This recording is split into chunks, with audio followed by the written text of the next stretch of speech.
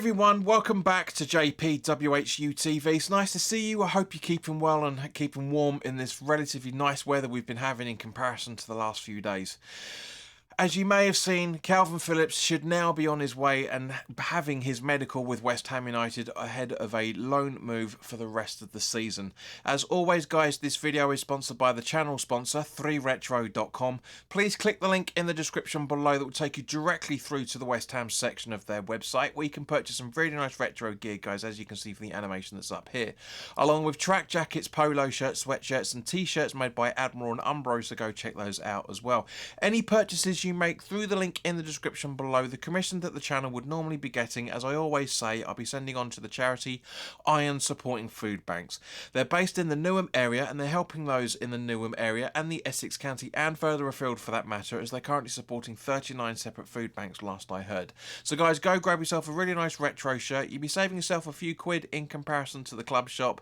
I mean, even if you're a Man City fan, you can do the same thing. Buy yourself a really nice retro piece of gear or a very nice polo in your club colours, and you'll still be helping those that are less fortunate than you and I, because at the end of the day, guys, I know everybody wants to try and help those that are less fortunate. You know, that's what football's all about at the end of the day. So, yeah, let's talk about Kalvin Phillips. Now, he's a 28-year-old right-footed defensive midfielder, allegedly on 160 grand a week at Manchester City, but can't get into the squad. So, you can argue from this point of view that this move suits everybody. We need cover for Alvarez, 100%. Man City need to get rid of him for a little while. He wants regular football, not just for England purposes, but obviously for his career as well, for that matter.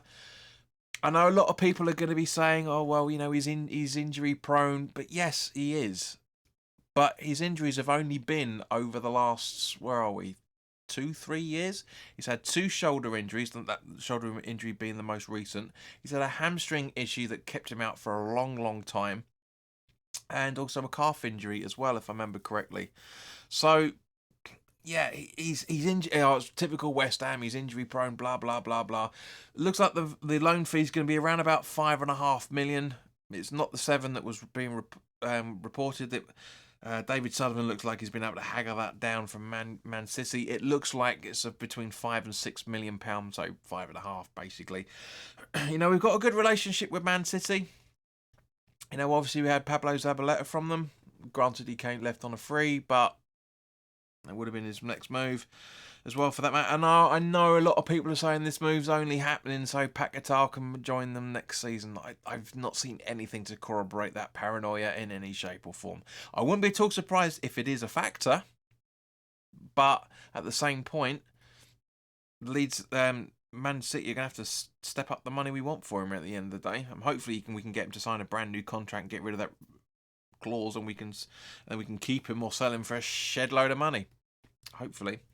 Now, as we remember, he moved from Leeds in July 22 for a move of £45 million. I think there's probably a few more add-ons on top of it, but yeah, it's around about that sort of thing.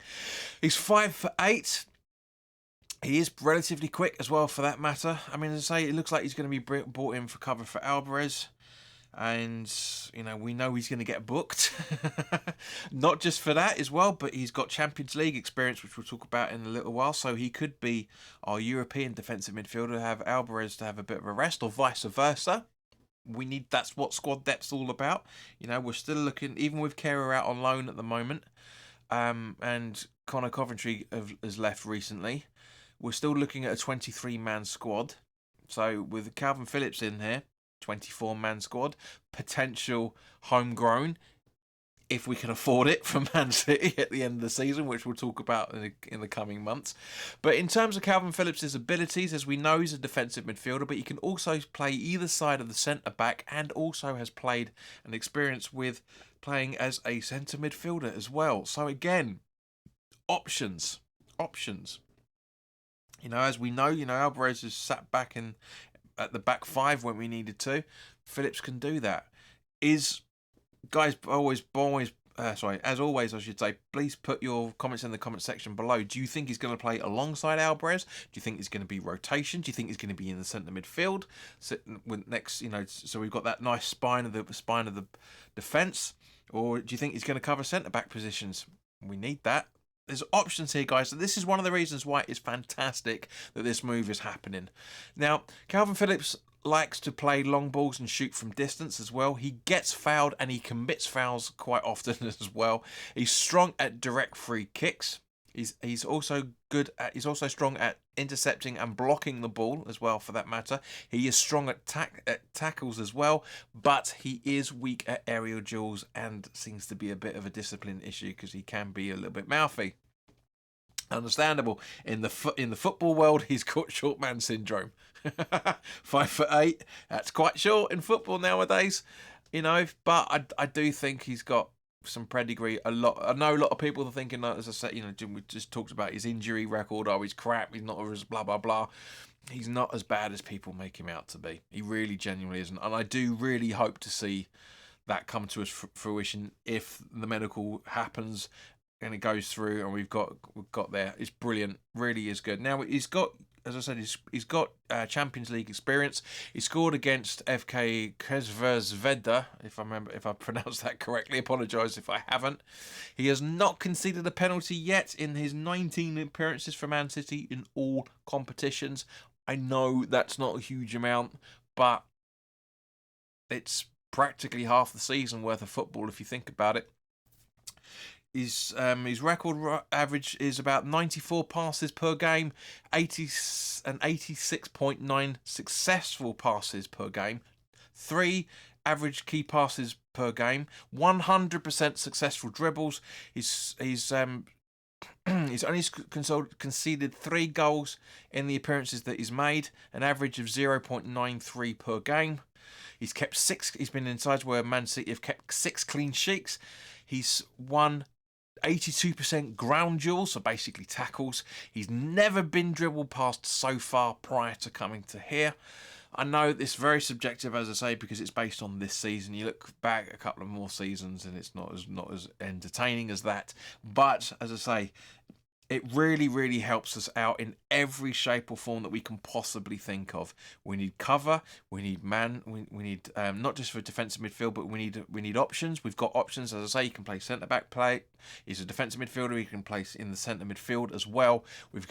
He wants football. We want somebody that's hungry, by the looks of it. I can't think of a better loan signing. I genuinely can't. And hopefully, if he has a decent season, we can negotiate with Man City for a decent fee. But also at the same point, him coming in, does this mean that Ben Rama's now gone? Because obviously, you know, loads of players have been, loads of football teams have been linked with him, but it doesn't look like anything concrete. I know there's talk of, and this is where we're going to be going into gossip territory, which is very unusual for this channel, but I know that we've got interest from Sevilla for Pablo Fornals. You know, it makes total sense. He got married in the summer. He's got a kid. You know, he wants to. He's understandable that it looks like he wants to raise both of them want to raise their kid in Spain. Makes complete sense. Or either way, I really do think that Kalvin Phillips is going to be brilliant for us. I really hope that I get proven right with this, because it's not very often I get proven wrong with football. It really, really isn't, in terms of things like this, but at the same time, nobody's infallible, you know. But guys, thank you very, very much for watching. As I say, or as I always say, for that matter, put your comments in the comment section below. I've been waffling on for longer than I should have been. It's only supposed to be a short video, and we're practically 10 minutes on the clock now. So guys, look after yourselves. If any more piece of information that's worth talking about, because we don't do gossip on this channel, we're not a tabloid style channel. We talk about facts only.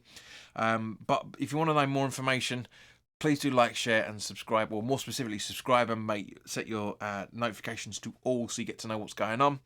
But in the meantime, if anything else pops up, then the next time you'll hear from me will be the Bournemouth preview for game in 8 days' time. So in the meantime, guys, look after yourselves, take care, and I'll see you very, very soon. All the best now.